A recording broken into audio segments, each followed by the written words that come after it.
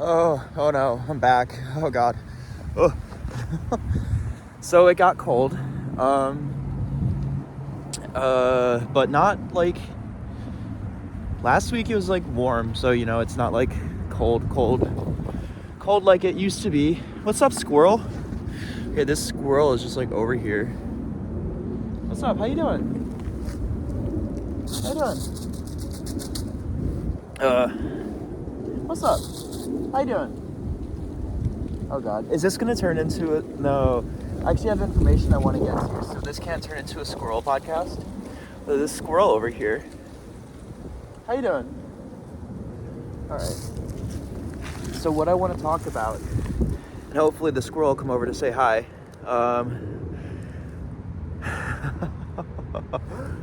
How are you? What's up? Come here.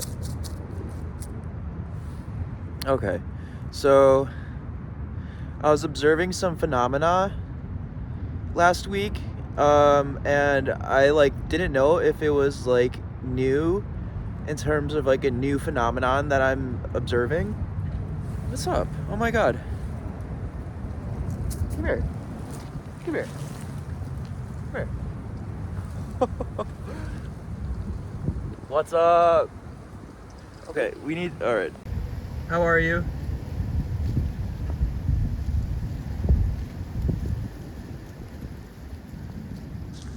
I love this squirrel.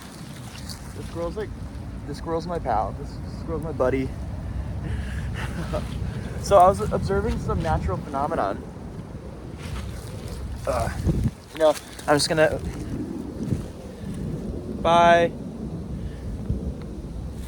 Here. You're taller than me. How are you? Are you gonna come on my shoulder?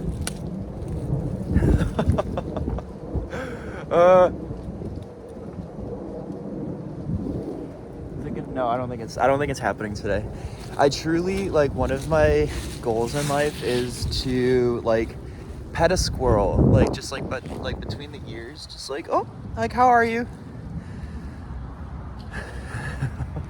That's what I want to do. Like, when people ask me like, what do you want to do with your life? I'm like, well, I just really want to pet a squirrel. Like, I feel like that would be satisfying. Okay. Oh my God.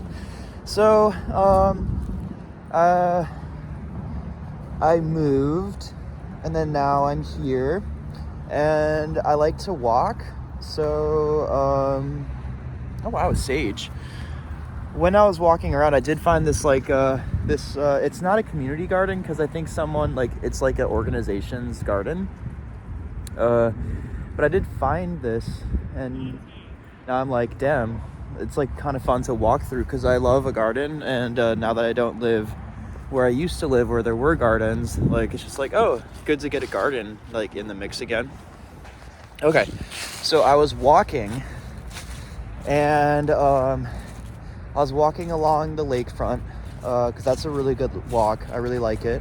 And I was just like vibing out, listening to some music, just to set the stage, or set the vibe. I was like listening to like Playboy Cardi. That may have been one full day where I was just listening to the song on repeat.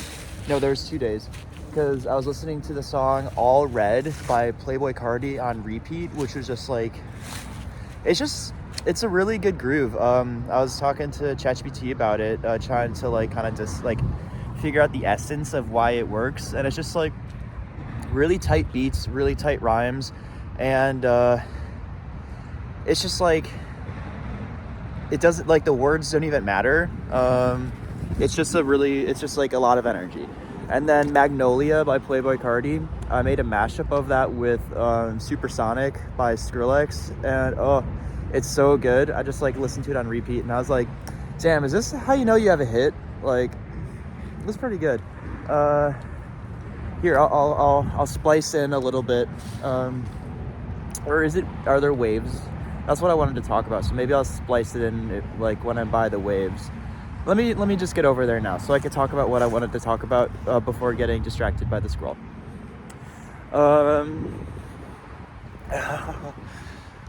So it has finally gotten cold. This is now the last day of November in 2024, and it is now cold. It was cold yesterday, but it is now cold. Wow.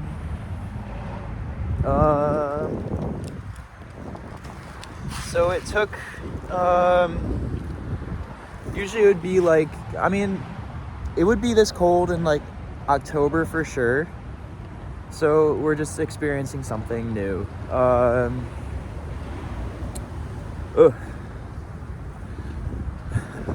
Someone's in the tunnel, so I don't know. Do I care? I don't care. All right. So, it's finally cold, even though, I mean, it's been extremely warm. So something that I was noticing was late in the season waves on Lake Michigan, which has been something that has been kind of like developing and growing over like the last decade, which has just been slowly getting more and more disturbing, but also fun. Because, you know, if you're a surfer, it's great. So what it actually is, and I didn't realize this, but what it actually is since it's getting colder later in the season, and the gradient from warm air to cold air is becoming shorter, which means that like it's not a slow progression from like August to like October, where it like slowly incrementally gets colder and colder. We're now experiencing where it just gets like, oh, it's like 60s, and then, oh no, it's like 30s, kind of like a halving of the temperature. That's kind of the new season. Okay, so there's no waves, which I kind of expected because it's not night out right now, and also it is a kind of like a more stable temperature from yesterday. So, oh, the geese are still here. Geese, you're gonna die. It's cold. That was also something that I was thinking about, is I've just been observing, if you've been following these vlogs, I've been observing the geese. But the sad thing about the geese is they think it's like safe now because like we had all these stretches of warmth. So like there's a remainder of geese. But when it immediately turns freezing and stays freezing, they may die. Oh no! Which would be bad. Okay. Wow, is this really... It just like looks so much different in the daytime.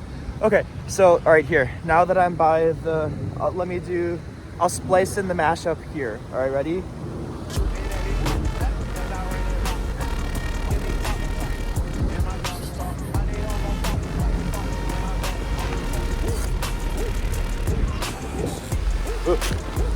So I was kind of like doing that for... Actually, maybe I shouldn't splice it in because I don't want a takedown notice. I don't know, there's so many decisions. I've only started vlogging recently, so I don't know what to do. Okay, I should really get to the meat of this. Can you tell that I have ADHD? Oh no. Okay, so what I wanted to talk about. And, not another tangent. Okay, never mind. I'm just gonna go past the tangent. All right. So what I've been noticing is, all right, so the water level is lower right now, whereas in the nights where it has been warm outside, like, what? Okay.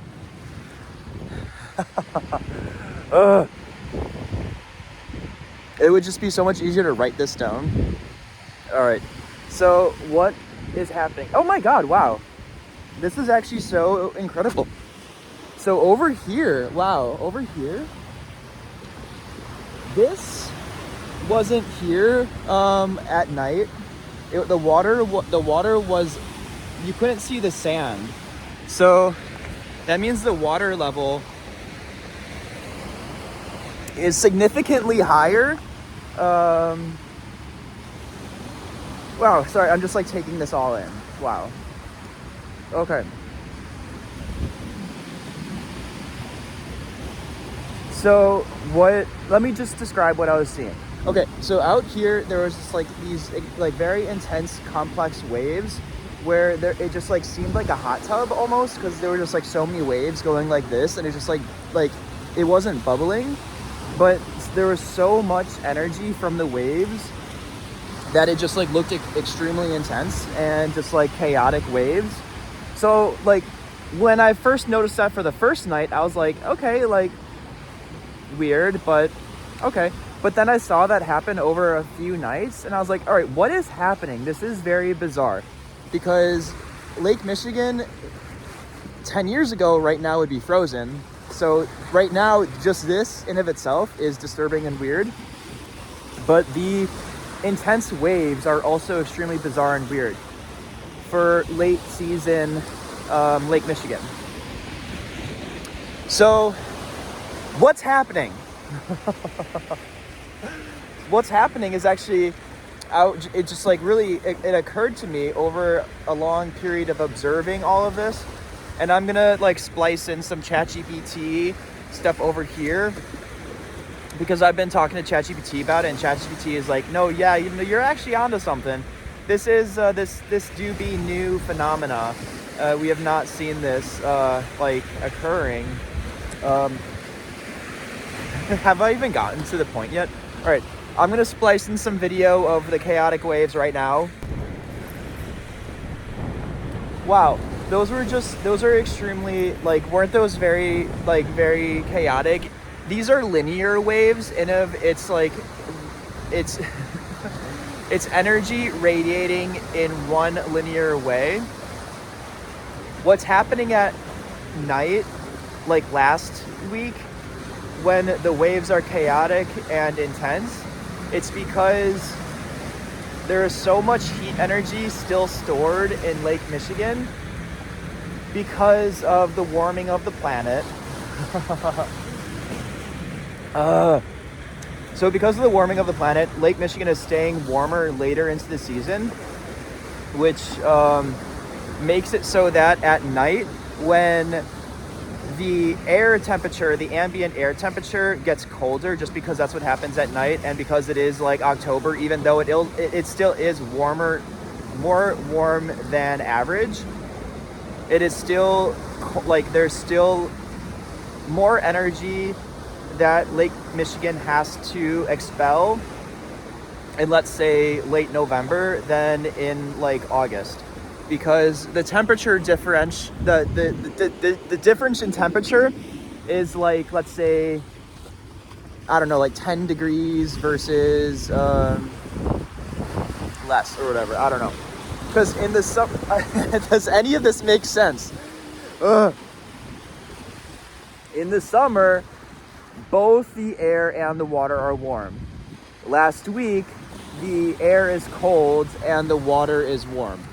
So that what happens there is Lake Michigan needs to transfer all the energy out so that it can it can become more equal in temperature with the air. What that creates is waves. And because the temperature difference, the difference in temperature is so much bigger, those waves are then bigger, more amplified, and just more chaotic. So this is a new thing that we're experiencing. It's new to the Anthropocene, which is exciting. Wow. But what's scary about that is the lakeshore erodes much faster. Oh wow. And I don't know. I mean, right here, this is something that eroded, and then they had to replace it. Down there, over by Fullerton, if you're not from Chicago, you don't know, but it's just down there a little bit. They actually fortified that lakeshore with sandbags. So, like, it's all just eroding. I actually, I'm going to splice in some video that I have from a few years ago of the late season waves eroding the lakeshore, because I do have that video and I remember that, and that was really disturbing. So I'm going to splice it in right here. Whoa. Okay, so let me just try and say that all in a sentence. Because it is warmer later in the season, Lake Michigan stays warmer later into the season. However, it still gets cold at night late in the season. So that heat energy stored in Lake Michigan needs to be released, and that is released in the form of waves. Because the difference between the lake and the air is it's a big difference in temperature. Because of that, those waves are tall and intense, and they even make it so that this sandbar is not here anymore, and it's just water over here. It's just like waves crashing into the shore. That's all new. Ugh. So here's another really cool novel thing, and I'm just gonna part whatever this because it Okay, so the other really cool thing that's happening is and by cool I mean incredibly disturbing and horrible. This like new wave pattern is new. It's a new experience that is happening in Chicago regularly now. It's very disturbing. Ugh. But what's cool about that, or what's horrible about that, is if you see over here, the waves crashing into the shore. This is an artificial shoreline. This is like erosion didn't create this shoreline. So this is not like where the waves would naturally crash if it was just hitting a natural shoreline. What is happening are these waves are hitting a wall, a flat wall that is curved. So as you just saw, the waves are being sent back out into Lake Michigan. They aren't dissipating over the shoreline. They're being sent back into Lake Michigan. You can really see that. You can really see that right there in this curve. So I remember I was just like, as I was just like vibing and just being like, what's happening? I was just observing this because I was noticing that earlier in the night when the waves were starting to like develop or whatever and get more intense, they were being linear like this over here.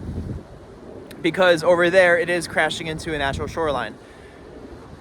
Over here, I noticed that as more waves were being sent back out into Lake Michigan, waves over in this area were becoming more complex and just chaotic and bizarre and non-linear. That's dangerous because that can like create like a rogue wave situation where just like waves, it's just like all unstable, and then the energy has to get out somewhere. So just like, it just like goes into like the shoreline as a rogue wave or whatever. That's really horrible too when it like happens concurrently with like an atmospheric storm, which I actually was experiencing before, where like a snow front just like dropped like immediately. It was just like snow, and I was like, whoa, that wasn't here before like a few minutes ago. And that was the polar jet stream. And, oh my god, it's so deep. The hilarious thing about that is the polar jet stream is an extremely like powerful force of air and atmosphere. So when you get like a front of the polar jet stream happening concurrently as these complex, bizarre, like intense waves, you can get situations where a extreme gust of wind just like brings like a lot of water into the shoreline. Just because these are just all like phenomenons just like happening concurrently and compounding and just like creating horrible situations. So that's just really what I want to talk about. I don't, I'll write again. I'll put the ChatGPT stuff here or whatever. But that's really what I wanted to talk about. And the problem with that is shoreline erosion. And because so much of Chicago is so close to the shore, it's just like Lakeshore Drive. We famously have Lakeshore Drive, which in years past has just flooded during the fall and early winter. And I think this is why. I don't think this is just like a one-off year thing that is going to be happening anymore. It's just going to be the new norm, where there's going to be late season intense waves. And because they are more intense than they have ever been before, where it usually would have been frozen before, we're going to see an incredible amount of shoreline erosion. And that's going to really be horrible when it comes to like utilities and all that kind of stuff, because there do be pipes like underneath all this stuff. Like there's just like pipes and like electricity and all that kind of stuff. I don't know. It'll be fine. No, it's gonna be good. Like we're all gonna figure it out and it's gonna be good.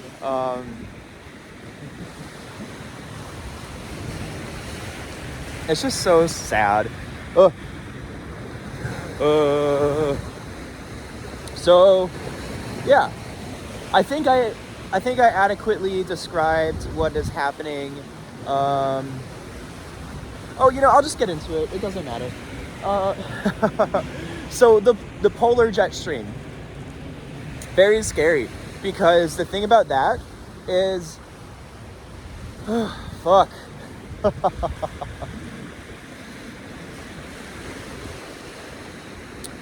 So there was a night last week where like it was rapidly shifting from freezing temperatures to just like warm ambient air temperatures. And when I mean warm, I mean like 40, like, yeah, like it like felt like it would go from like my hands feeling like they're freezing to it just feeling like warm, like on the flip of a dime. But then when it was cold, it would be extremely windy. And then I realized, it's that the wind is that freezing cold and the ambient air is actually just warm air. So the scary thing about that is that it describes the polar jet stream's future, in of that the polar jet stream as it used to be, and I'll put a little graphic here.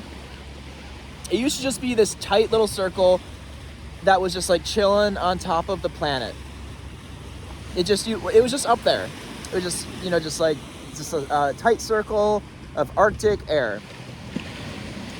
And what that would do is it would just keep all that freezing air at the top of the planet in the pole, North Pole, in the Arctic.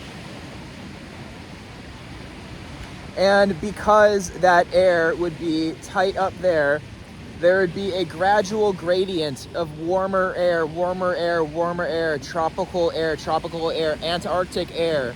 Like there was a standard, like the temperature, it was just the standard deviation of temperature. I think it was a standard deviation of temperature. It was a standard deviation of temperature or whatever, or like it was a gradual change from freezing to warm to freezing again. But now what we're experiencing, because the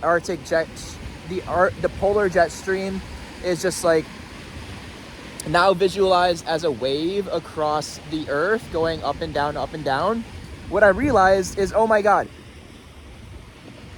it's not going to be like this like thin line of a wave going around the earth. It's just going to be like this like chaotic, like frayed border essentially, whereas before it actually was a thin like tight line above or like at the top of the earth. Now it's just like this like random wave going like, whoa, like if you imagine those things that go like this to sell cars or whatever, that is now the polar jet stream. Like that's its vibe across the entire earth. So what that creates is it's completely unpredictable now, because we have no climate models. Like whereas before all of our climate models were based off of like thousands of years of like recorded data or whatever, we're now in a new environment where like we can't base all of our predictions, all of our predictive models off of longitudinal trends. So, and now that we have this unstable polar vortex or polar jet stream, spontaneous, unpredictable, extreme weather events can just happen. Like what I was experiencing last year, where the snow front just dropped and then it was gone in less than an hour. And it's like, that was very bizarre, because that was just Arctic air just like blowing in and then dissipating. That, if that was on a larger scale, that could turn into a tornado. Like, it could just turn into anything, because a tornado, what that is warm air, a warm front colliding with a cold front. So that's exactly what I was experiencing. And it was very, very, very disturbing to me, because it was happening so rapidly that it could just like, oh no, a tornado over there. Oh no, a tornado over there. Oh no, and it's all completely unpredictable. Oh no, where should we go? We have no idea. It's fine. Oh, we should go into the lake. That's safe. Ugh. So we can't predict extreme weather events anymore. There's no safety anywhere, and it's only going to get worse. So that's a good thing. I like it. And that all happened, all that thinking happened because I was just over here listening to Playboy Cardi last week, just by myself, and it was really fun.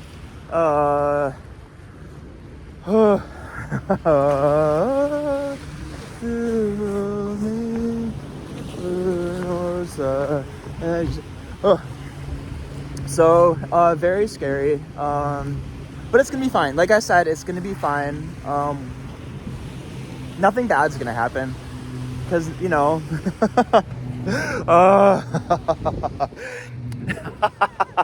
I could say, oh, damn it. Nothing's bad gonna happen, because I'm an American. Kidding.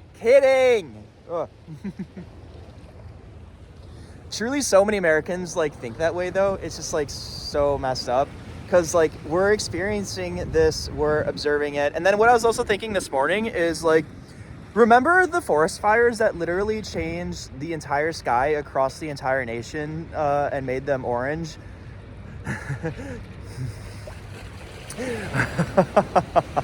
Oh, and then we were just like, oh, this is a joke, this is a meme. It's like, no, this is like literally an artifact of a collapsing planetary system. So we should take this as like signal to just like really try hard to fix the problem. And people are trying.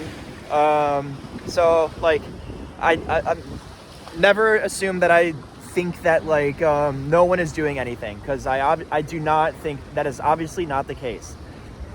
But when it comes to like America, no beef or beef, I don't care. With the politicians, you know, I don't care. No beef, or take it as beef if you want it. But like what the news that was coming out of the COP29, like climate talks, like,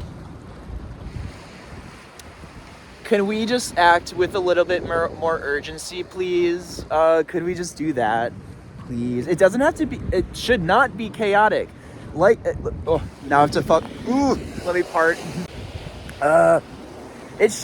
We should not make it chaotic, but we do need to act with urgency. And there is a difference between those two words, chaotic and urgent. Those are two completely different things. Urgent, you want some orderliness with urgency. Like, you want to be urgent and also like organized. Chaotic is just like, oh, we literally waited until the last moment to do anything, and the planet is, oh, whoa, uh-oh, it's, oh no, oh no. Everything is unfixable because weather events have become so extreme and unpredictable that we actually cannot build anything anymore, and it's all failing. Oh no. That's the reality. That's the reality that we could get to. So we should not wait for that to happen. And as I said in a previous vlog, It is already unlivable in certain places on the planet. Like for us in the United States to be like, oh yeah, like, climate change is bad, but it's like not that bad right now, and we will fix it. Okay, there are people all right, so like I saw that the air quality in certain places in India was at 400 times the breathable limit. That is unlivable. That is an unlivable situation. To just be like, oh yeah, live with this. Like, yeah, you should just cope with this because, like this is just how it is. That's unacceptable because it's literally an unlivable situation where people are having and people will have extreme health reactions to that, devastating health impact. Their health will be impacted in a devastating way if you can't breathe. You'll maybe die. That's unacceptable. So it is literally an unlivable situation. And for us over here, yes, the waves are disturbing, but I can breathe air. So I take that as it is upon me, or it is upon us to get to work, because we're not going to have this luxury of time to work for that much longer. Yeah. I think I've made a point, and I was thinking earlier is like I would love to like vlog every single day, but I also don't want to just like ramble, and I will ramble. Like I will just like hang out with that squirrel over there for an hour. So I don't know, should these be a little bit more organized in thinking? Should I have a specific thing that I want to talk about, or should it just really just be like a free-for-all, just like this is what I'm thinking about, and I have no idea. I don't know. So it's gonna be great. It's gonna be good. We're all gonna figure it out, and everyone's gonna live the longest, healthiest life possible, because the politicians, they're looking out for us, and it's gonna be fine. And we did not just in America, elect truly the worst president who we've ever had for the second time, who is a climate denier. That's not gonna make things hard. So yeah. Cool situation. Oh my god, someone's walking straight at me. I wonder if they can see me, that I've just been standing here. They kind of decided to walk right here, whereas I've just been standing here. So let's see what happens.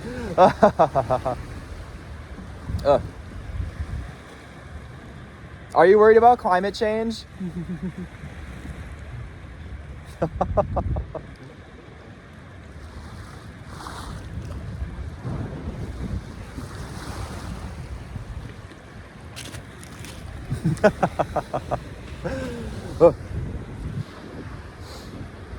Okay, well,